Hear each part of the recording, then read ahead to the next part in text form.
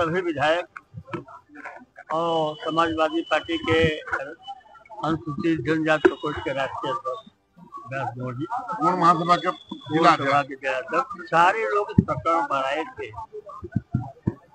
या 20 साल पहले से जो है गौड़ जात को अनुसूचित जनजाति का प्रमाण पत्र मिलता था। इसके जो पिछले जो जिलाधिकारी महोदय थे उन्होंने एक ब्रेक लगाया कि जनपद बलिया में अनुसूचित जनजाति के लोग रहते नहीं, जिससे हमारे बच्चों की शिक्षा भी प्रभावित हो रही थी, नौकरी में प्रमोशन प्रभावित हो रहा था, नौकरी का आरक्षण प्रभावित हो रहा था, सब कुछ प्रभावित हो रहा था। इसी तो हमारी मांग थी।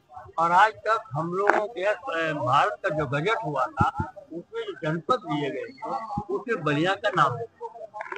हमारा बजट नहीं, भारत सरकार बजट से आया था, तो अनुसूचित जनजाति के लोग बलिया में बीच में सबके द्वारा पता नहीं किस स्वभाव किसी मत से जो है इस बात को जो है जनता की, तो हमारे उनके समर्थक उनको कहने काम किया। आज सभी नेता ने मिलकर करके सबका साथ से जो है जो हमारा भारत का संविधान कहता है उसको बताया। डॉक्टर ने हमारे नेताओं की बात को बड़ी गंभीरता से सुने और उन्होंने आश्वासन दिया अनुसूचित जनजाति का प्रमाण पत्र दिया जाए। और उन्होंने ये भी महसूस किया कि मुझे भी बड़ा दर्द हो रहा है कि बेटे को सर्टिफिकेट में, पिता को सर्टिफिकेट मिला हुआ है, बाबा को सर्टिफिकेट मिला हुआ है, चाचा को सर्टिफिकेट मिला हुआ है और बेटे को सर्टिफिकेट नहीं मिला है। इस तरह का कोई लेखपाल अवरोध करता है उसको तो कार्रवाई भी की जाए। आज हम लोग प्रकरण सिर्फ अनुसूचित जनजाति के जो है प्रमाण पत्र देने के सवाल, जिसका हमारा संपूर्ण विपक्ष नेतृत्व साथ था। सबने जिलाधिकारी की बात को सुना, जिलाधिकारी हम लोगों की बात को सुने और उस बात को मानते हैं नहीं बलिया में अनुसूचित जनजाति लोग हैं तो उनको सर्टिफिकेट जारी किया जाए। इससे अलग अलग बात की जाए तो सरकार द्वारा ये प्रदेश की सरकार शिक्षा देना नहीं चाहती और गरीबों को शिक्षा देने जो परिवार समृद्ध है अपने बच्चों को ही पढ़ा सकते।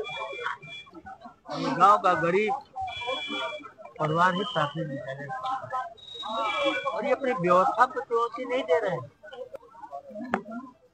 लेकिन प्राथमिक विद्यालय मर्ज कर दिया जाए, संख्या का अभाव मर्ज कर दिया जाए, इस पर तो विचार करना चाहिए कि हम विद्यालय के अध्यापकों को निर्देश दें कि बच्चों का अच्छी पढ़ाई करें, बच्चों की संख्या कम से कम 50 से कम न हो। ये काम करेंगे नहीं, शिक्षा देंगे नहीं और स्कूल मर्ज करने की बात करते हैं, तो इनको शिक्षा से लेना नहीं, इनको तो कंपोजिट दुकान दारू की चल उससे काम। कंपोजिट विद्यालय भले ही बंद हो जाए, कंपोजिट शराब की भट्टियां बंद नहीं होनी चाहिए। आय का स्रोत उनको जो है दिखाई देना चाहिए। उनके आय का स्रोत जो है कंपोजिट शराब की दुकानें हैं। ये देश का भविष्य हिंदुस्तान में नहीं दिखाया दे रहा है कि हिंदुस्तान का गरीब का बेटा शिक्षा कैसे पाए। वो चाहते हैं कि हमारे जो है पिछड़े जात के लोग, कमजोर जात के लोग जो है अशिक्षित रह जाए। जब अशिक्षित रह जाएंगे तो उनको लगता है कि हमारे भावनाओं को ज्यादा आदत है। देखा जा रहा है महाराज जी हैं वो नंगा कर करके पेंट करवा करके उनको नाम और जा रहा है। अभी देखिए हिंदुस्तान संविधान पर चले, संविधान में जो गलती करता है उसको सजा मिलनी चाहिए। अगर उसे समय से सजा नहीं दी जा रही है तो उत्तर प्रदेश और भारत सरकार की जो है नकारात्मक सोच की है। कोई यात्रा मना नहीं है। हम जो है किस यात्रा को मना करने की बात नहीं कर रहे और यात्रा पहले से भी होती आई है, आज भी हो, मैं उसके विरोध में नहीं हूँ।